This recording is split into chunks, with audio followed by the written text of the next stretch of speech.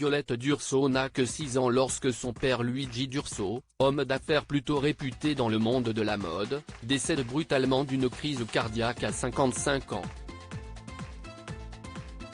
En voyage scolaire lorsque le drame survient, ce n'est que 3 jours après qu'elle est mise au courant, sa maman Inès de la Fressange voulant plus que tout la protéger de cette tragédie avec laquelle elle devra vivre toute sa vie, tout comme sa grande sœur Naïm. Après avoir écarté durant de longues années son deuil, Violette Durso ressent le besoin de l'affronter. Connaître son père qui n'est plus, le pays de ses origines, l'Italie. La jeune femme part alors à la recherche de toutes ces réponses dont elle a aujourd'hui tant besoin pour avancer, se construire. Mais c'était sans se douter que les recherches qu'elle veut mener vont la conduire à de douloureuses découvertes, que Violette Durso a couchées sur le papier et qui ont donné naissance à son livre Même le bruit de la nuit a changé, publié aux éditions Flammarion. Un père toxicomane et alcoolique aujourd'hui âgé de 23 ans et plus armé pour entendre les vérités parfois difficiles, la fille d'Inès de la Fressange s'est ainsi retrouvée confrontée à la face très sombre de son papa. Luigi Durso était toxicomane, dépendant à l'héroïne et alcoolique. Violette Durso découvre l'ombre dans la lumière. Son père. La toxicomanie et la dépendance à l'héroïne, l'alcoolisme, la proximité avec les mouvements d'extrême gauche. La mort par overdose d'une jeune femme aussitôt abandonnée dans un cagibi, écrivait la semaine dernière le journal du dimanche dans un long article consacré à Violette Durso et à son histoire.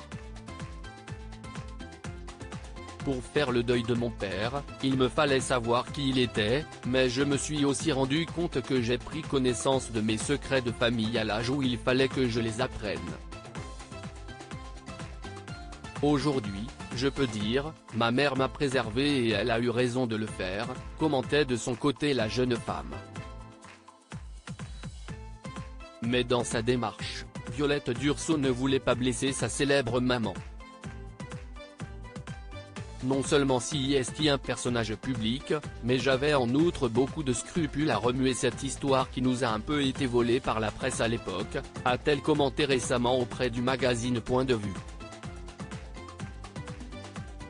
Inès de la Fressange, fière de sa fille, consciente du besoin de sa fille à devoir trouver toutes les réponses à ses questions, Inès de la Fressange l'a laissé avancer et travailler sur son livre, en lui apportant tout son soutien.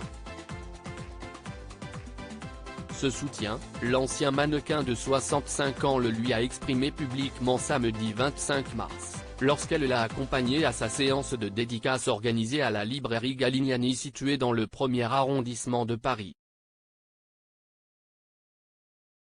Inès de la Fressange y a retrouvé ses 2 filles et était accompagnée de l'homme qui partage sa vie amoureuse depuis plusieurs années, Denis Oliven. Grand homme de culture passé par l'ENA, Denis Oliven est aujourd'hui directeur général et co-gérant de Libération.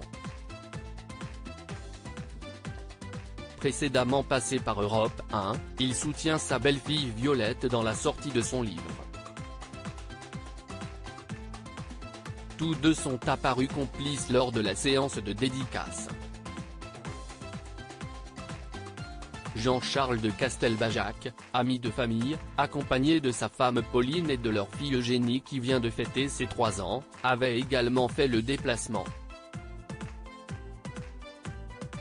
Une journée riche en soutien pour Violette Durso.